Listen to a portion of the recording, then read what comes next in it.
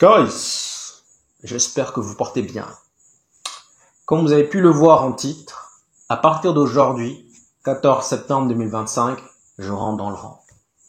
À partir d'aujourd'hui, 14 septembre 2025, je suis Amorim out. Je sais. Je sais qu'à plusieurs reprises, les gars, je suis arrivé durant de nombreuses vidéos, je vous ai dit, les gars, je le backup à 10 milliards de pourcents. Je le sais parfaitement. J'étais conscient quand je le disais. Sauf qu'encore une fois, à partir d'aujourd'hui, 14 septembre 2025, je suis Amorim out. Je sais également que durant de nombreuses fois, je vous ai dit que si jamais on le dégageait, moi, j'allais déconnecter. Je le sais. Mais n'empêche, aujourd'hui, une nouvelle fois, c'est moi qui vous dis, 14 septembre 2025, je suis Amorim out. Et les gars, pour ceux qui me connaissent bien, sincèrement, pour ceux qui me suivent depuis 2 ans, 3 ans, 4 ans, vous le savez systématiquement, les raisons principales pour lesquelles, généralement, je retourne ma veste. Vous le savez. Ce n'est pas une question de défaite. Aujourd'hui, oui, Manchester City 3, Manchester United 0. C'est pas une question de défaite, les gars. La raison principale pour laquelle j'avais tourné ma veste contre Mourinho, contre Ole, contre Ten Hag, ce sont les mêmes. C'est exactement les mêmes. Il y en a deux. La première, favoritisme bonjour. J'ai horreur de ça. Tout coach qui va arriver avec son de favoritisme, ça sera salam alaikum également. J'ai horreur du favoritisme, les gars. En réalité, j'ai horreur de l'injustice. Tout simplement. Et le deuxième point, c'est pour faute de temps accordé aux jeunes. Je trouve que, généralement, qu'on le veuille ou qu'on ne le veuille pas, l'âme de Manchester United, c'est en majorité justement construit sur le fait de faire éclore les jeunes. Et malheureusement, Ole ne faisait pas jouer les jeunes, Ten Hag ne faisait pas jouer les jeunes, et voici maintenant Amorim. Donc pour ces deux raisons-là, systématiquement, je change ma veste, les gars. Et donc à plusieurs reprises, oui, je suis parfaitement conscient. Je suis arrivé, je vous ai dit, je le backup à 10 milliards de pourcents, mais là, non. Les gars, je dis non. Parce que je vais commencer avec la compo. Je vous jure que quand j'ai vu la compo, je me suis dit c'est une blague. Mais bizarrement, j'ai trouvé justement dans le groupe qu'il y avait beaucoup de personnes qui ont apprécié, qui disaient ouais, c'est une bonne compo. Je me disais, est-ce qu'on est sur la même longueur d'onde? Visiblement non. Les gars, j'ai vu la compo, je me suis dit c'est une blague. Je vais vous dire pourquoi. Déjà, à maintes reprises, je suis arrivé me plaindre sur le double duo qu'on a, Bruno Fernandes et Monsieur Casemiro, pardon. Mais, à l'inverse d'Ugarte, Casemiro, certes, on est tous d'accord, il n'a plus les jambes. Mais Casemiro, lui, il est capable de lancer. Il est capable de jouer vertical. Il est capable de jouer en profondeur. Ugarte, les gars. Ugarte. Un tocard de chez tocard. C'est le tocard au carré, au cube, racine cube de carré. C'est le plus gros tocard en termes de milieu, sincèrement. La dernière fois, je disais que Kleberson, c'était un tocard, mais les gars, Ugarte. Maintenant, bien évidemment, on est tous d'accord que Ugarte, c'est quand même quelqu'un qui va aller de temps en temps à la récupération, gratter quelques ballons. Ok, on est d'accord. Mais n'empêche, les gars, je crois que durant tout le match, il a essayé une seule fois. La passe qu'il a fait, bam là, à Amad Diallo qui était sur le point de sortir. C'est la seule passe qui était vers l'avant. La seule et unique passe. Et donc, encore une fois, je me plaignais, oui, je suis d'accord, je me plaignais du milieu Bruno Casemiro. Les gars, Bruno Ugarte, j'ai vu... Il y a 3 choses qui ne vont pas dans cette compo. La première, Bruno Ugarte. Dans sa conférence de presse, il avait dit quelque chose comme genre, avant mon arrivée, Meno était le seul joueur capable de garder le ballon. Et puis derrière, il a rajouté quelque chose en disant, aujourd'hui nous avons un deuxième capable de le faire. Sincèrement, j'ai retourné la question, j'ai pensé, je me suis dit, mais voyons, à qui fait-il référence? Je me suis dit, j'ai essayé de trouver, non, je n'en trouve pas. Certains vont me dire Bruno Fernandes, laissez-moi rire. Bruno Fernandes, capable de garder le ballon. Bruno Fernandes, capable de garder le ballon. Tout à l'heure, durant le live, M. Karl l'avait associé à un kamikaze, et il a raison. C'est un détonateur, il fait pa, pa, pa. Bruno Fernandes, capable de garder le ballon. Bruno Fernandes, capable de garder le ballon. Un Ugarte qui fait que des passes latérales. Il y a eu parfois, je voyais Mazraoui qui demandait la balle en profondeur, passe latérale. Mbomo demande la balle en profondeur, passe latérale. Donc déjà, le premier point, le milieu de terrain n'allait pas. Le deuxième point, le gardien, les gars.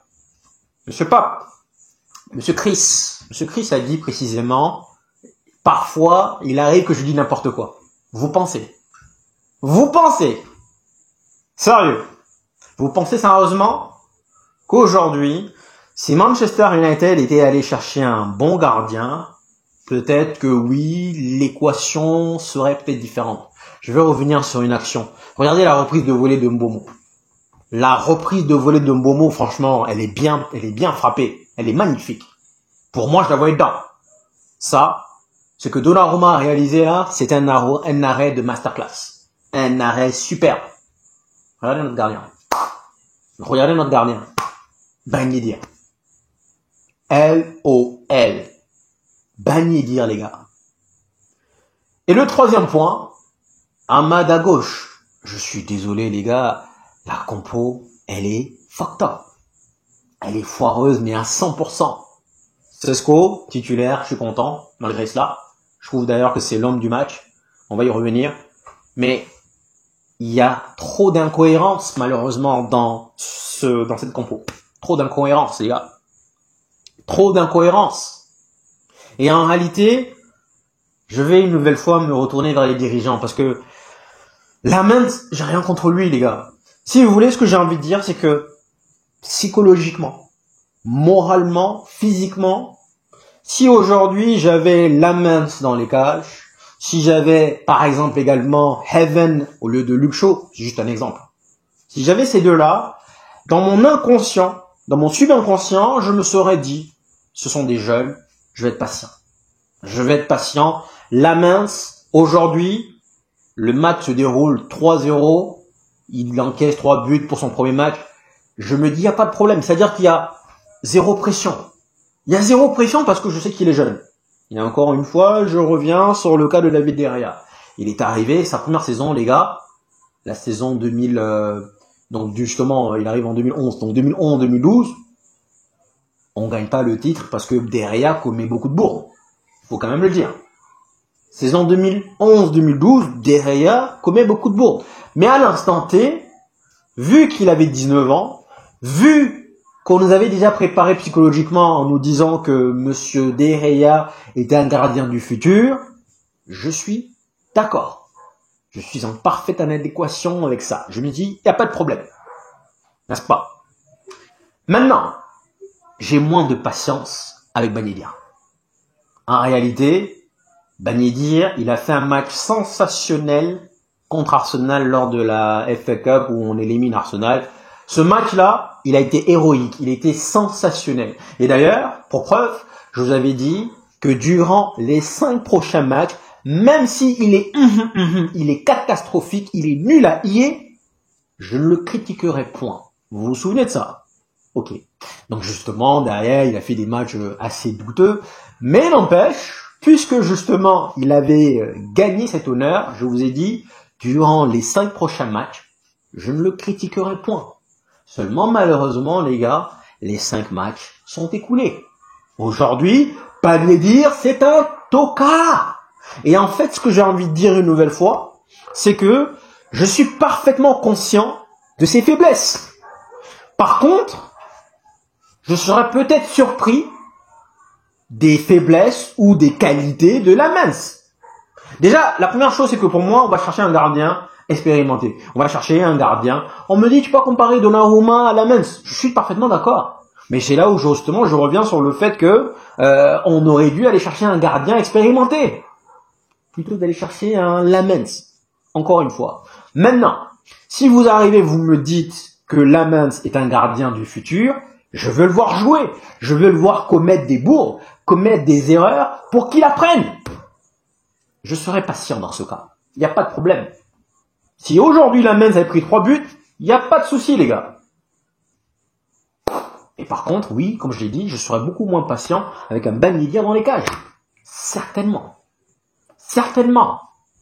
Je trouve qu'en réalité, ces 3 points-là m'ont agacé, sincèrement. J'ai vu la compo, je me suis dit, bon, on va voir ce que ça va donner. Mais pourquoi je suis aujourd'hui Ruben out? C'est par rapport surtout à son côté favoritisme. Les gars, je suis désolé, hein. Je vais probablement heurter certains. Voici ce que je vais dire. Bruno Fernandes est un nul.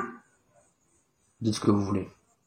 Dites ce que vous voulez. Je vous ai touché, je vous ai blessé. C'est votre droit. C'est mon droit également de vous dire c'est un nul. Du moins, que l'on soit bien d'accord, au poste où il joue actuellement, c'est un tocard. Depuis le début de la saison, qu'a-t-il fait réellement de bien? Il tire des coups de pied arrêtés, ok, et même ça, il les frappe tellement mal. Défensivement, toujours mal placé. On revient sur le but de Fulham. On revient sur le but d'aujourd'hui, sur le premier. Il y en a qui vont dire que ce sont les milieux. Non, non, non, ce sont les défenseurs. Non, non. Ça, c'est le rôle des milieux de terrain, que ce soit Bruno ou Ugarte. La tête de Foden, il a tout le temps de venir trottiner en mode Macarena, tranquillo. Macarena, pum. Et l'arrêt, on n'en parle même pas. L'arrêt, pour moi, Ben Yedder,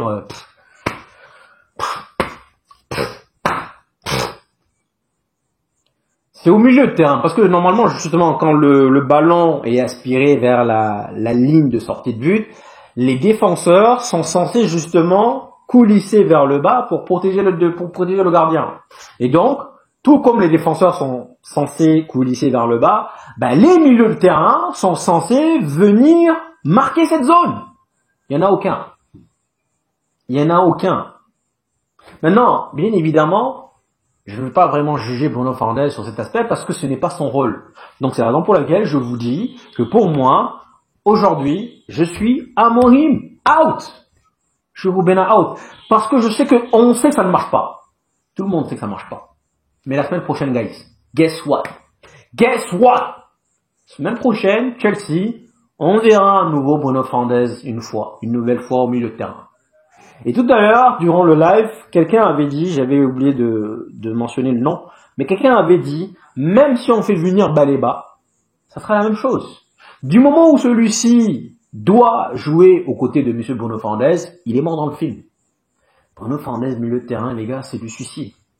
Et tous les pro-Bruno là, vous tous, vous vous souvenez? Est-ce que vous vous souvenez? Juin, quand Manchester United avait refusé les 100 millions, voici ce que j'avais dit. J'ai dit, les gars, vous allez lire l'heure. Vous allez lire l'heure. On m'a dit, non, tu exagères. Vous allez lire l'heure, les gars. Et on y est en plein dedans. 4 journées, hein. 4 journées, ça ne fait que commencer. Vous allez lire l'heure. Le fait de refuser 100 millions, surtout pour insister, pour le mettre dans un poste auquel il ne joue pas, et surtout par rapport à son âge, c'est du suicide, les gars. Et pire, on le sort pas. On ne le sort pas. Ça me fume. Ça me fume. Ça me fume. Et c'est la raison pour laquelle je vous dis, pour moi, il n'y a pas de favoritisme. Les gars, moi, la dernière chose que vous allez faire en tant que manager, c'est de faire du favoritisme. C'est la pire chose que vous avez à faire. C'est la pire chose. Parce que celui que vous allez favoriser, dans son inconscient, il va se dire West Coast, je suis bon, je joue. Je suis pas bon, je joue. Je suis médiocre, je joue. Je suis excellent, je joue. Je suis nul, je joue. Je suis un tocard, je joue. Et tu viens en conférence de presse nous dire, ouais, il est en concurrence avec Bruno, avec... Autre chose, conférence de presse, donc dans la deuxième partie, il est revenu sur le cas Meno, en nous disant, ouais, franchement, j'attends beaucoup plus de lui, nanani, nanana, nanana. Et Bruno Fernandes. Il a donné un exemple très particulier en disant que Vitinha, par exemple, ne jouait pas quand il était à Wolverhampton. Aujourd'hui, c'est peut-être le meilleur milieu du monde. Qu'est-ce qu'il veut dire par là? Qu'il est conscient des qualités de Meno, mais n'empêche, lui ne va pas l'utiliser. Dans ce cas, je suis désolé. Pourquoi l'avoir bloqué? Pourquoi ne pas l'avoir laissé partir? Tout simplement. Donc, en fait, ce qu'il nous dit clairement, ouvertement, si on revient sur l'exemple, Vitinha, il ne jouait pas du tout à Wolverhampton, donc voilà. Comme Meno ne joue pas aujourd'hui à Manchester United, il a quitté Wolverhampton, donc Meno va quitter Manchester United, et derrière, et aujourd'hui qu'il est à Paris, il est peut-être le meilleur milieu au monde. C'est ce qu'il dit. Conclusion, si on fait le parallélisme, Monsieur Meno ne joue pas aujourd'hui. Il va lui arriver de quitter Manchester United et derrière, on est d'accord qu'il pourrait devenir, c'est exactement ce qu'il dit, l'un des meilleurs milieux du monde. Conclusion, il nous dit ouvertement qu'il est conscient de son talent, mais qu'il ne sait pas l'utiliser. Voici ce que ça veut dire. Voici ce que ça veut dire. Et en réalité, surtout pour un gars, il dit qu'il doit se battre pour sa concurrence, d'accord, mais surtout pour un gars qui ne joue pas à ce poste. Elle est belle la vie, hein. Elle est belle le management. Sincèrement, elle est très belle le management. Bref. Franchement, les gars, moi je suis à mon out aujourd'hui. Et encore une fois, c'est pas une question de défaite. Il y en a qui vont penser que genre, ouais, c'est... Dites-vous que là, je me suis pourtant calmé. Quand Haaland a marqué le 3e but, j'ai éteint la télé. Je vais pas regarder les 20 dernières minutes. Fuck off. J'ai éteint la télé, je me suis dit, j'ai pas que ça à faire. J'ai éteint la télé et j'étais tellement énervé. J'étais là, avant de commencer le live Facebook, j'étais là, enculé, enculé, enculé, enculé. Voici ce que je disais. Et je suis désolé, il n'y a pas de filtre aujourd'hui. Parce que je le pense profondément. Je le pense fermement. Enculé, enculé, enculé!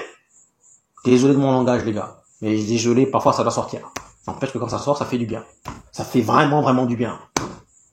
Donc, on revient, encore une fois, sur le fait que on se soit trompé sur le mercato.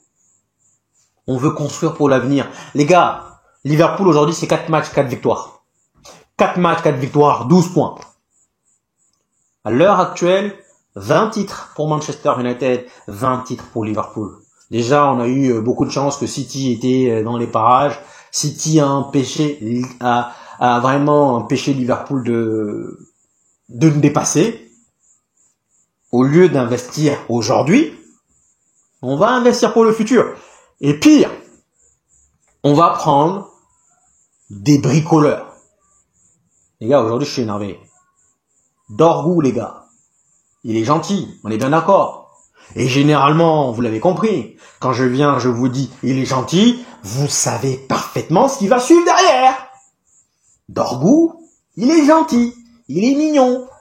Généralement, les gars, quand j'arrive systématiquement et que je vous dis que lui, un tel, il est gentil, il est mignon, vous savez ce qui va suivre derrière.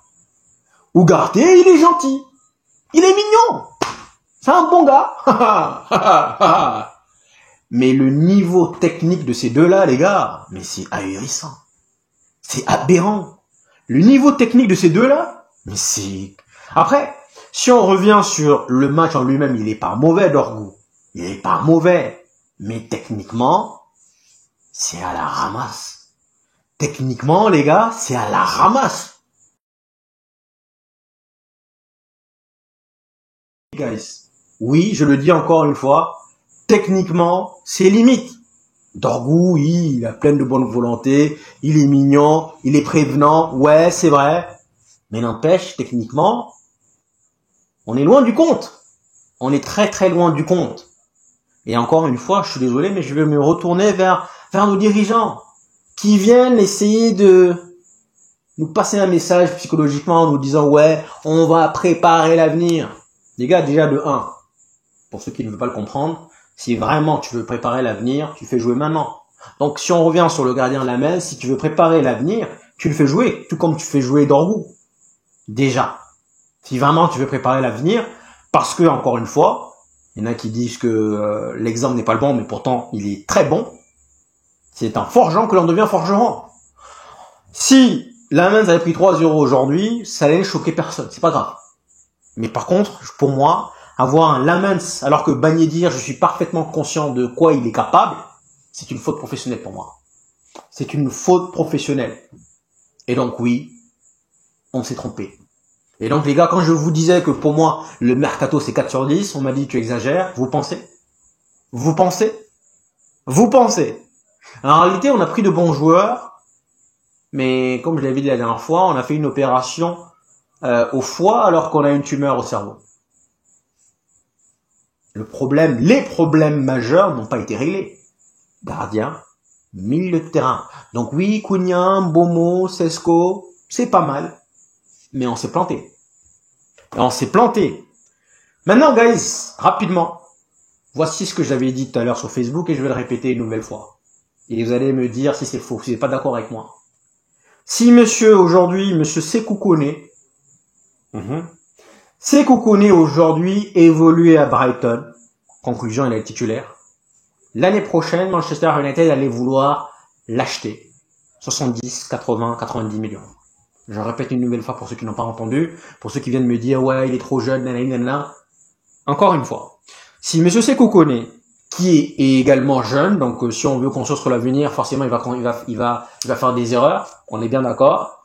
Si monsieur Sékou Koné évoluait à Brighton, on allait vouloir le chercher l'année prochaine pour 70-80 millions. On a de bons joueurs. Donc tout ça pour vous dire que les gens qui critiquent le système, moi je pense que le système n'est pas mauvais. Mais je pense qu'en réalité, comme je l'ai dit à plusieurs reprises, c'est en contradiction.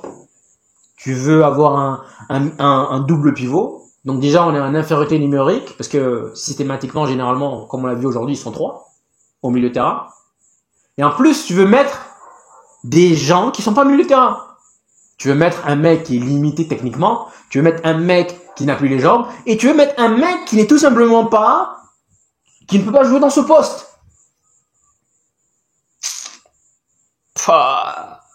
Non, les gars, franchement, donc, moi, c'est pas une question de défaite. Je suis un Morim out parce que je sais que la semaine prochaine encore, on va revoir Bruno Fernandes au milieu de terrain. Et les gars, vous voulez pas juste vous l'avouer, mais vous le savez. Vous le savez. Ça, c'est pas un débat. Ce n'est pas un débat, les gars. Vous allez peut-être vous dire que vous n'êtes pas d'accord avec moi, bien évidemment, parce que vous êtes des fervents défenseurs de Bruno Fernandes. Vous êtes des gens qui vont le suivre partout à l'aveugle. Pour moi, je l'avais déjà dit, de toute façon, déjà de base, moi je l'aime pas. Je ne me suis jamais caché de ça. Et je l'ai dit que tous les pro-Bruno, vous allez lire l'heure. Je répète simplement ce que je vous avais dit. C'était pas loin, c'était juin. J'avais dit, vous allez lire l'heure. Et ce n'est pas fini, les gars. Vous allez réellement lire l'heure. Parce que vous voulez pas. Et je dis encore une fois, c'est pas un débat. Il n'apporte rien. La dernière fois, il a tiré un péno, oui, c'est vrai, très important.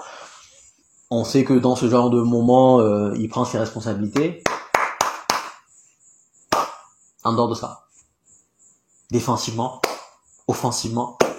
Vous avez vu comment City arrivait courir dans notre milieu de terrain comme dans du beurre. Mais là, on a Bruno Fernandes, Casemiro. On a Bruno Fernandes, Ugarte. Bon, déjà, Ugarte lui-même, c'est un nul, mais bon, voilà. On n'a toujours pas essayé un Sékou Koné, mais non.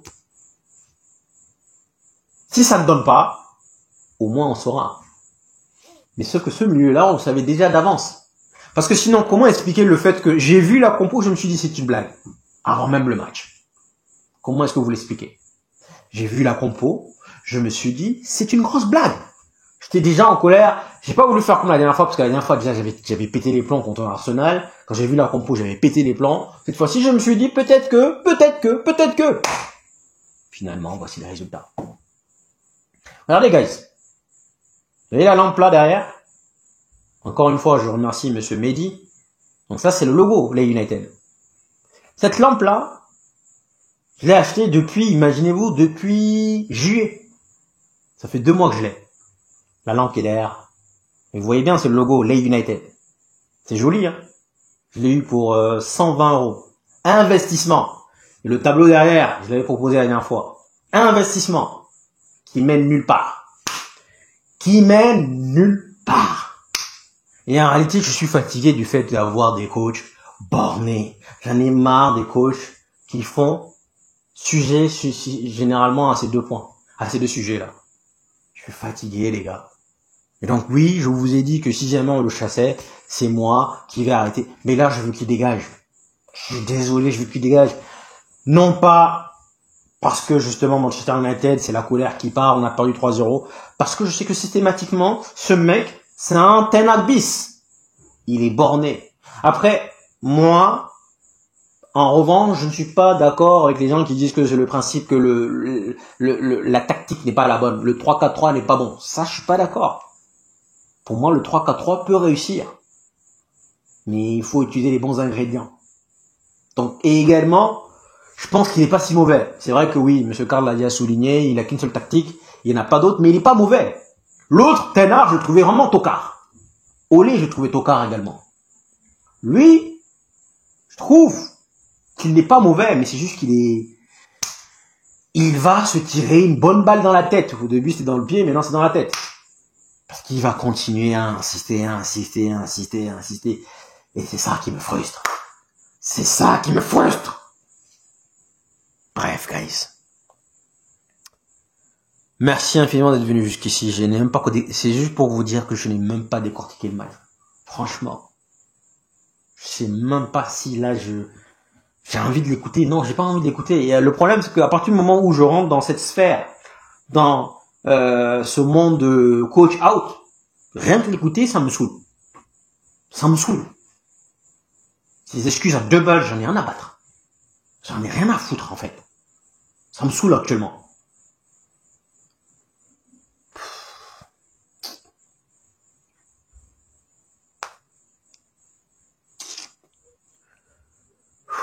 Les gars, actuellement j'ai Leima Consulting, Leima TV. Je suis en train de construire une nouvelle société là actuellement. Je devrais commencer officiellement, donc là on est en train de construire. Je devrais officiellement commencer le 1er octobre. Inch'Allah. Laker. Juste tout ça pour vous dire que sincèrement, est-ce que je suis pas en train de perdre mon temps? Et là c'est pas la colère qui parle. C'est juste réflexion poussée. Est-ce qu'on est tous pas en train de perdre notre temps avec une équipe de merde qui va jamais se réveiller? C'est une question qui mérite d'être posée quand même. Sincèrement. Est-ce qu'on n'est pas en train de perdre notre temps? Parce que systématiquement, c'est quand même bizarre quand même quoi. Systématiquement, on a des coachs qui viennent qui sont cons. Tous. Il n'y en a aucun que je regrette. Tous. Ces 2 facteurs-là, je vous l'ai déjà dit les gars, je suis prêt à patienter pendant 4 ans. Vous allez me dire que Manchester United va terminer 15e, 16e, 17e, 18e, 18e, il n'y a pas de problème. Enfin, pas 18e. Même 18e, même si on redescend, c'est pas grave. Mais il n'y a pas de problème. Du moment où je vois la construction, je vois le projet, il n'y a pas de problème. Mais les gars, vous êtes en train de me dire qu'on est en train de construire et on est en train d'utiliser des joueurs qui ne seront probablement pas l'année prochaine. Que ce soit Casemiro, Bruno, il a dit officiellement, j'attends juste la Coupe du Monde. Oui, ben écoute, ok. Pourquoi? On est en train de construire avec des personnes qui sont plus l'année prochaine. Et l'année prochaine, on va revenir vouloir reconstruire. C'est tellement débile. C'est débile. Bref, guys. Prenez soin de vous. Et puis, bon, ben, voilà. J'ai même pas envie de décortiquer le match. Franchement, je n'ai même pas envie de décortiquer le match. De toute façon, qu'est-ce qu'il y a? Qu'est-ce qu'il y a à dire sur le match? Mazraoui s'est bien débrouillé, ouais. Bomo, ouais. Je l'ai trouvé plutôt timide. C'est ce que j'ai bien aimé.